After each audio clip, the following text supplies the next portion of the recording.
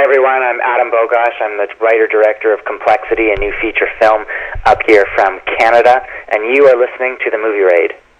It's time for The Movie Raid, and this time we got a youngster, Adam Bogoch, our victim of tonight, director, writer of the film Complexity. Hello. Hello there. This is kind of scary being live here, or recorded. Is it really scary? It's a bit daunting, absolutely, for sure. So what's going on? What's with this film anyway? It is a drama film, correct? Yeah, it's a comedy. It's like a romantic comedy. It stars Amelia Ullerup, who's from Sanctuary and J-Pod, and the pretty blonde that we advertise, and she's wonderful. And it's basically a film that hopefully everybody will be able to relate to in some way about family and about relationships and about being yourself and finding independence and growing up. It's one of those universal type themes, you know? So is this pretty much kind of like a family-based type? Is it a show, or is it pretty much a show mixed into a big film, pretty much? No, it's a regular feature film. It's family themed, but definitely not family. Our family's not demographic. It deals with some more adult situations and themes for sure. So it's not really for them. So it's not really a teen like you would see homosexuality, drugs, and so forth and so forth. We've seen it. Yeah. How about something different, please? Well, you know what? It's putting your own spin onto something. Every story's been told to some degree. Mm-hmm.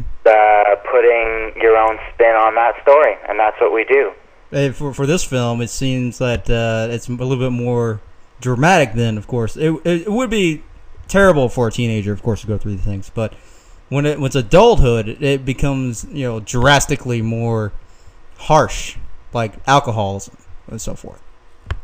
Yep. Well, one of our main characters though we don't really talk about it or mention it at all, but it's very clear that one of the main characters is a vicious alcoholic. So these are things that we deal with, but we deal with it in a funny and light way because the film is very attractive and looking, and that's sort of the spin we've put on it, is to make it feel good, but also at the same time dealing with some kind of shitty stuff. Yeah. So how long has this film been in the working? Has it just been working for a couple months or a couple years? It's a 2-year project. Wow. We're still working on it now, I guess, right? Because we're doing film festivals and a number of other things with it. But I started writing it, I guess. It's like, I just write it and direct it. Man, I'm trying to remember. There's so much stuff going on right now for me, so I'm trying to just sort of focus it back on Complexity. But I guess about a year and a half ago, so it's just over a year and a half worth of work, closer to 2 years. And then we shot it last summer and edited it through the fall and winter.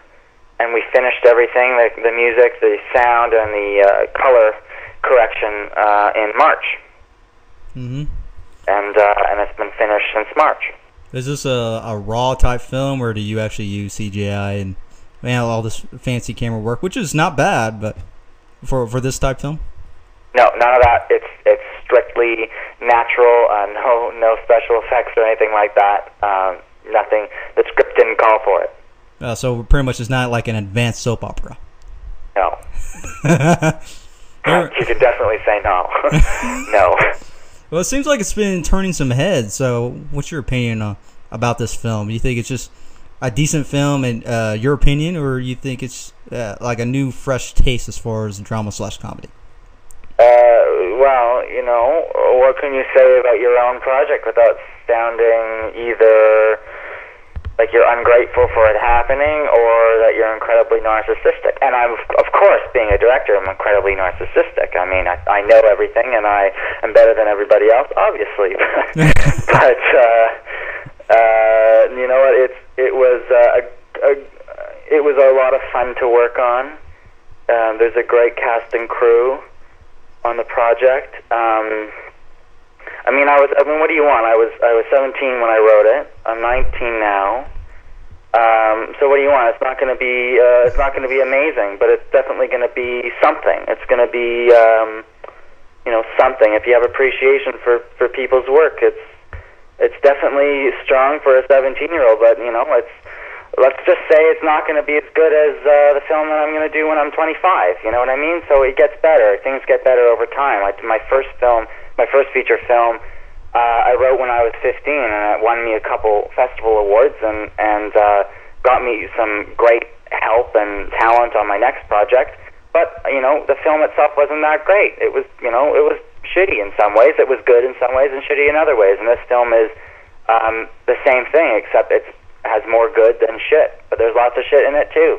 But that's just how filmmaking goes. Well, a majority of films that you see, the big timers like 16 Candles and The Breakfast Club, so films like that started out at the time probably didn't have a really good feeling about the film, but ended up being a tremendous hit. Yeah, that's very true. I mean, this is what this film is not going to be like those John Hughes films that you just mentioned, but it's really a film to say, hey, this is what I can do, and this is what these people can do. Pay a little bit more attention, to us, and give us more money and more time, and we'll do something bigger and better for you. Yeah, it's like if it's not that great now, maybe a couple years it'll actually pick up somewhere, even if it's not picked up now. Someone will eventually pick it up. Yeah, well, there's a lot of really good in it. There's a lot of really good. What's really interesting is to see how an audience reacts to your film, and I've only been in one situation at this point.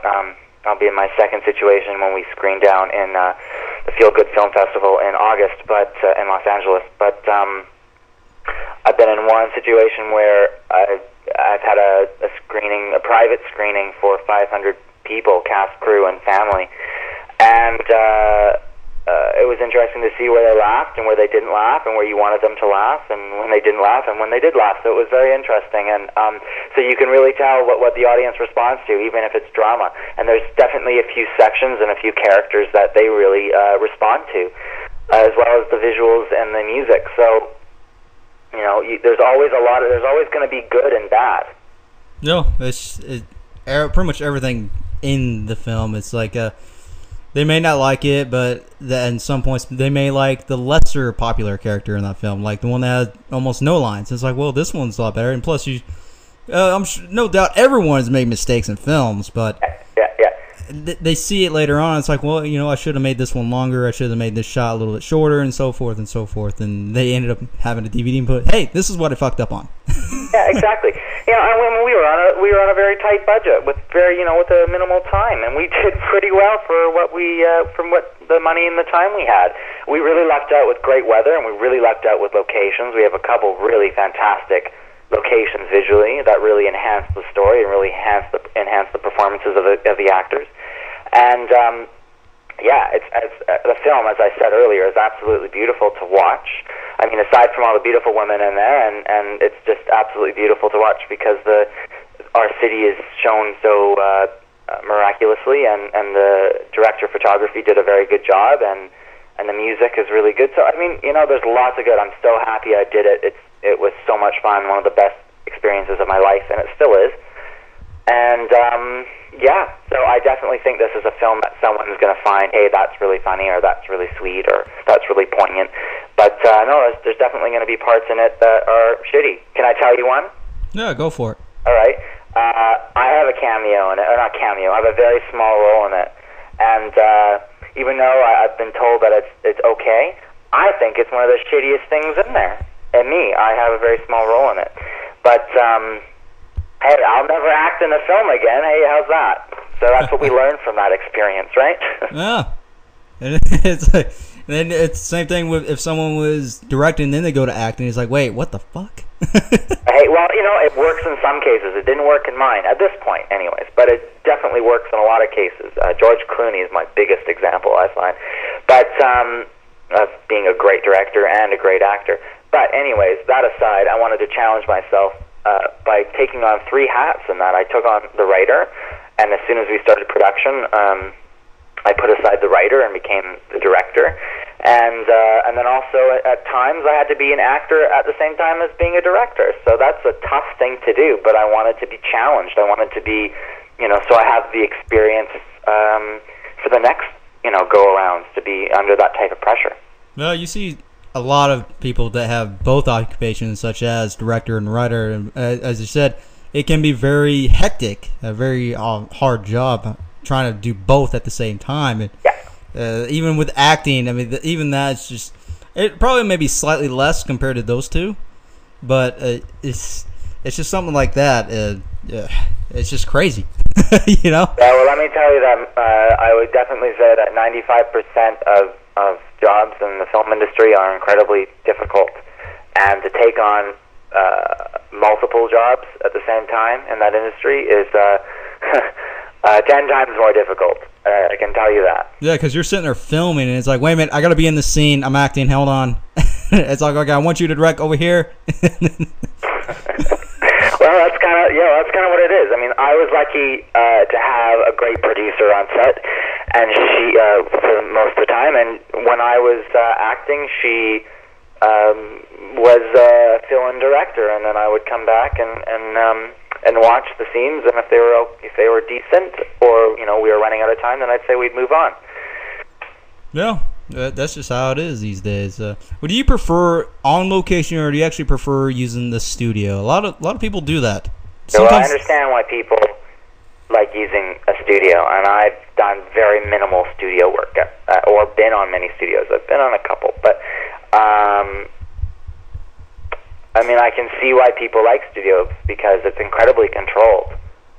Everything is controlled, and it's probably more comfortable.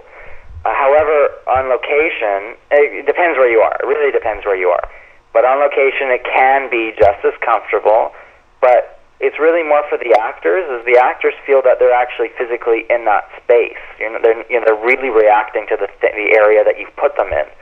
And I find that a little bit more beneficial. Plus, an independent film, most indie films are shot on location, not shot in studios, unless they are using some extravagant set that they need complete control of.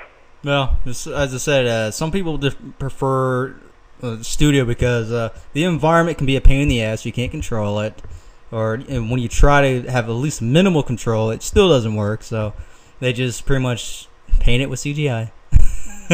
Yeah, but I think that's bullshit, because good actors can deal with distraction. They can deal with little bits of distraction, a plane flying by, or a car going by really fast and making a lot of noise, or whatever, all that bullshit. But it's actually being in the environment. If character A and character B are walking down a street, having a conversation or whatever, and a car drives by and makes a bit of noise, that's what happens in real life. That's what happens in the scene. Now, if a car drove by during a pause in their conversation at a time where we go, well, obviously there's going to be a sound effect there, and that they need to fill in the space somehow. It doesn't feel real, and I think it's more important to put the actors in a real environment that they can react to and that we can believe them in than it is to make everything perfect, or, as you just said, cover it in special effects. Yeah, as I said, technology is pretty impressive when it comes to film, but it's also been abused a lot too. Yep, for sure. As I said, even CGI, it is a great tool. It's a beautiful tool, but sometimes some films just completely just use the hell out of it in one like a drama film or an action adventure film mostly, and pretty much ruin the scene itself. Just kills the movie itself because there's no real environment behind them. Well, essentially good CGI or any visual effects really are the effects that you don't notice that are really there, that are just happening. That's good special effects. Oh yeah, it's like, wow, I didn't know his face, or he moved his hand over there when it's actually not in view or something like that. They could anything like that. That's things that are. It's like the score in many ways. The good score is a score that you're not paying that much attention to. You notice it's there and you think it's attractive, but it's not overriding the visuals and it's not overriding the performances or whatever. Yeah. That's a good score. It's much like visual effects. You don't want to be spending too much time on them. I'm not watching a fucking Michael Bay film where there's an explosion every 30 seconds.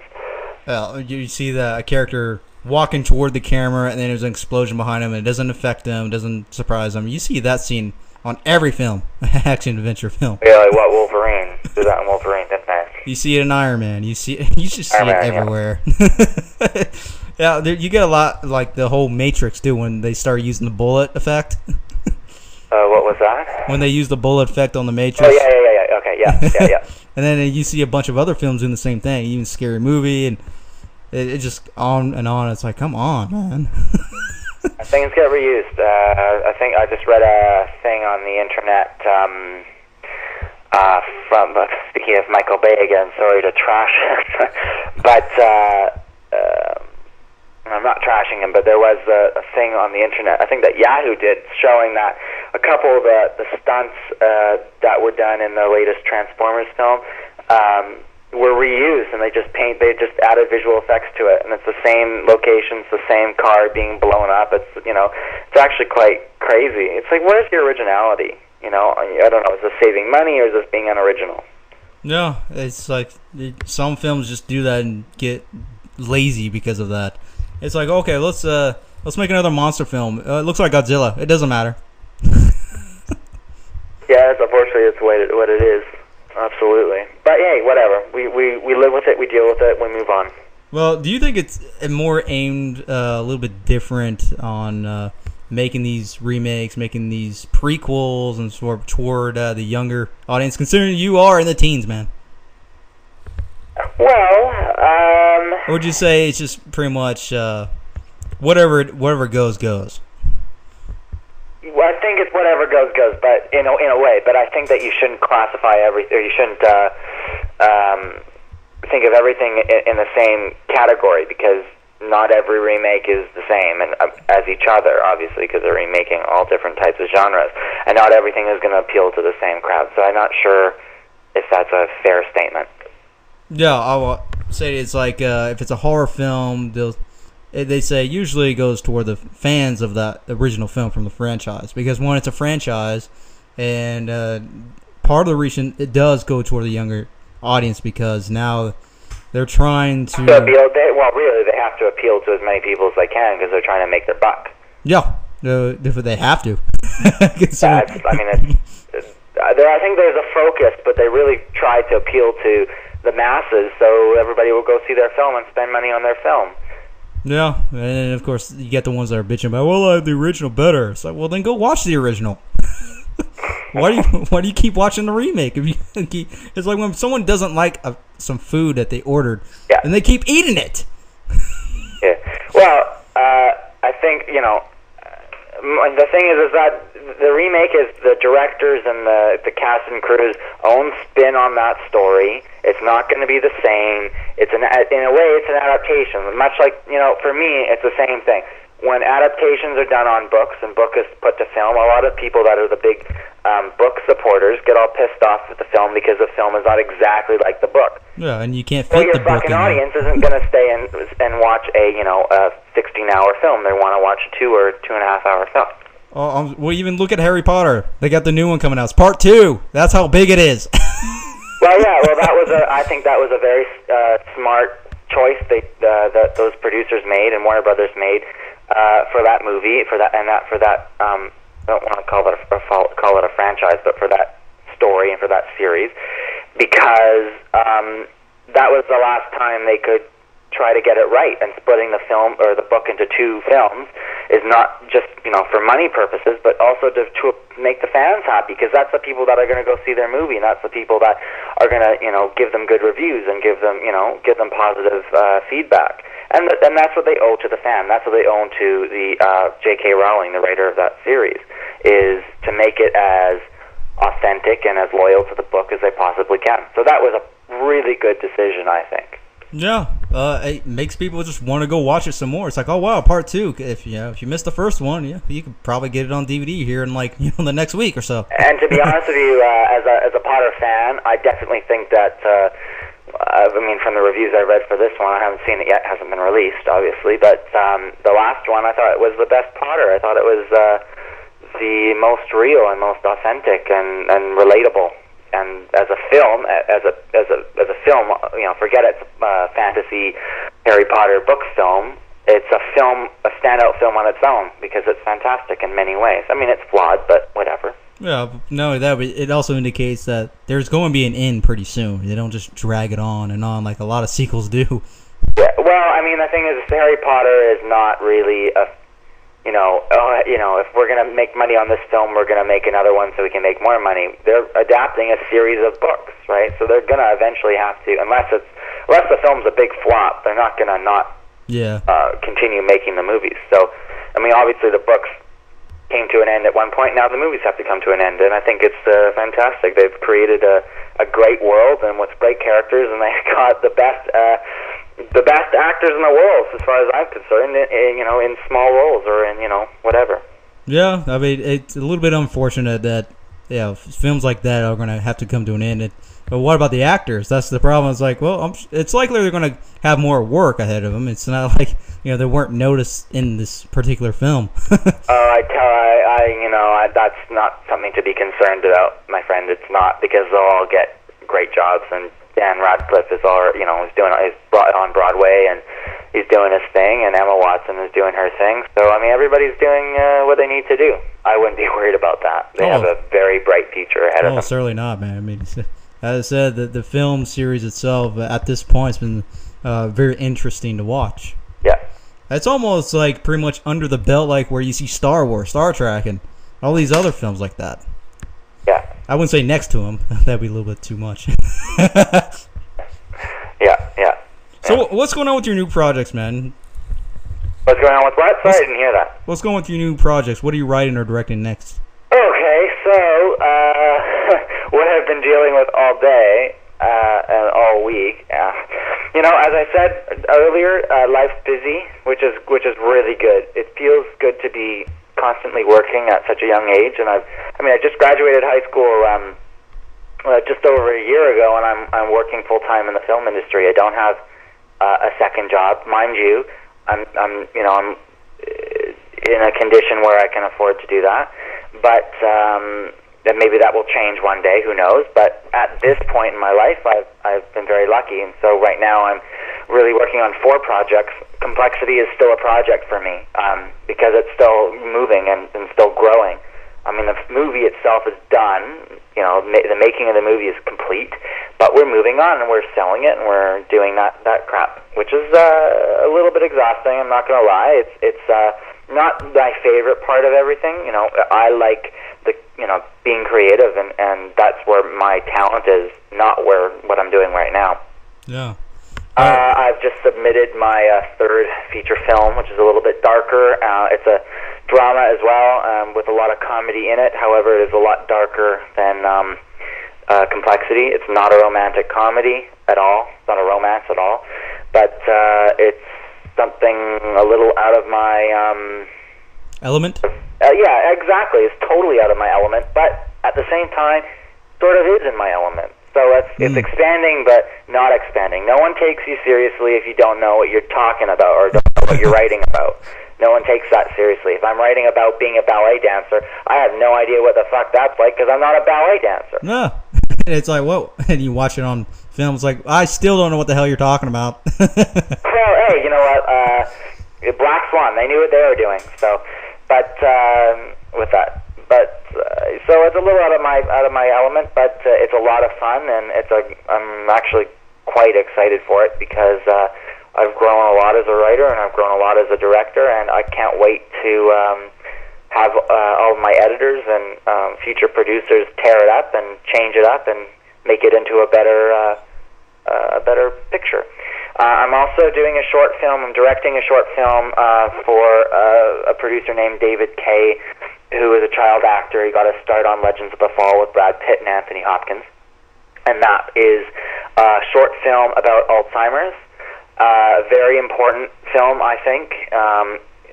Right now, they're just in talks with the Alzheimer's Society up here in Canada to use it as a marketing tool after its film festival run.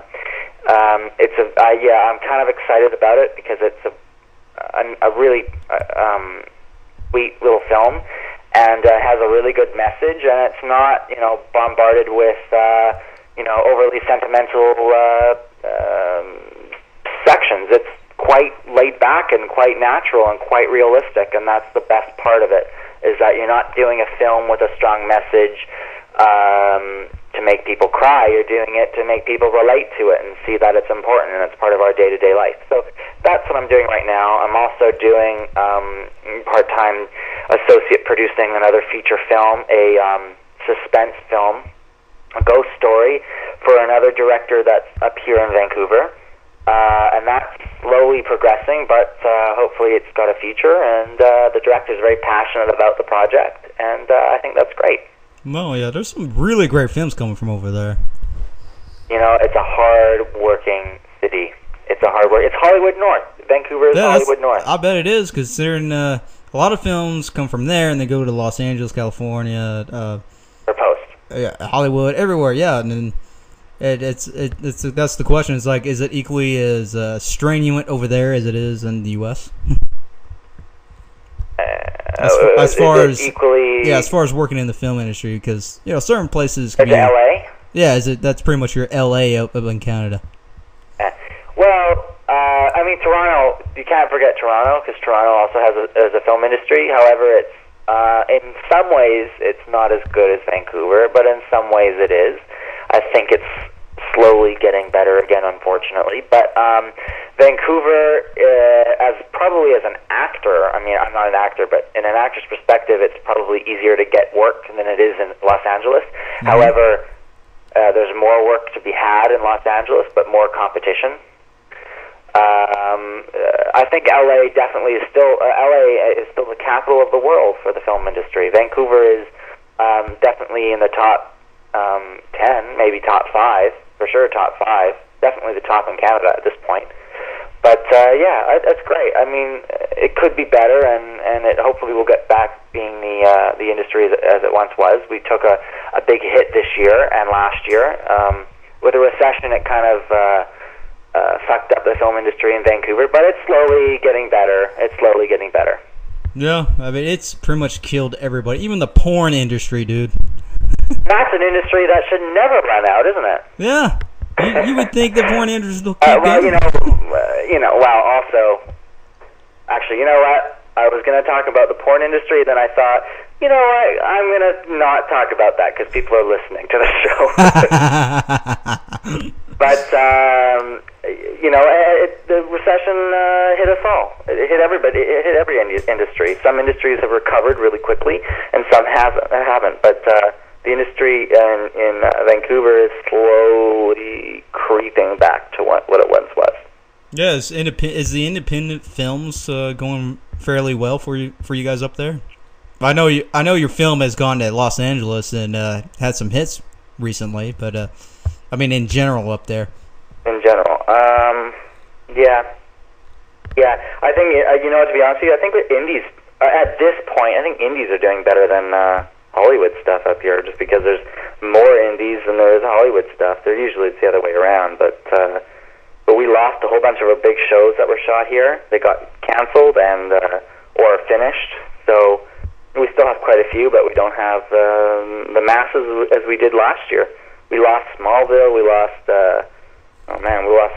quite a few. Human Target. I don't know. There's a bunch of them.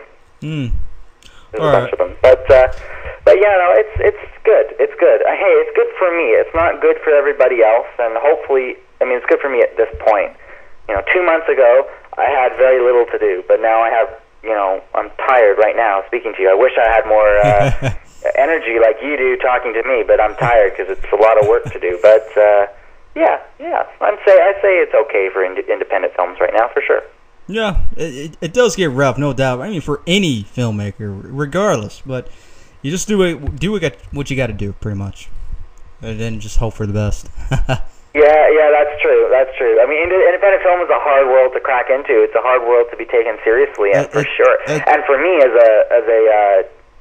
I hate to call myself a teenager, but I guess 19, I'm still a teenager. But As someone who's 19 and has a very big role in the productions that I take part in, or the productions that I do myself, it's hard to be taken seriously, and so therefore it's harder to crack into. But I've been very lucky and feel very fortunate to have a group of talent and support, and people just constantly taking a chance on me, and luckily I haven't disappointed them at this point. Well, it doesn't matter how young you look. You'd be cradle robber for all. You'd be a pedophile. Hey, look, he's a damn good filmmaker, though. Yeah, that's yeah, that's true. That's a scary thought, but I guess it's true. Yeah. All right, we're gonna wind the time out. That's what we're gonna do. So, have you ever thought of directing in the future your own TV series, maybe, or have you ever done it yet?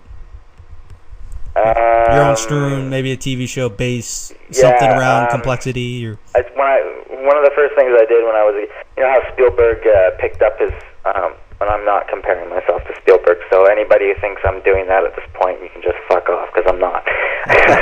Spielberg picked up a camera and shot train wrecks when he was a kid, and he shot it, you know, scaring his sisters. When he was a little kid, that's how he began his filmmaking. For me, I shot a television series.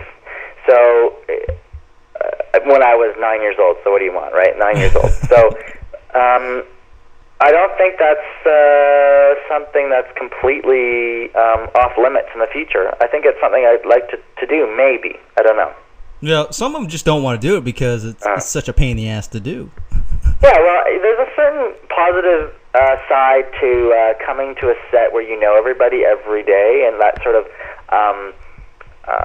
familiarity is there. So you don't, you know, you're not on a set every month and you're meeting completely new people. You're coming to set and there's a lot of the same people. So that I can get, there's a lot of positive in that, but the demand and the challenge of having a show on air. Yeah.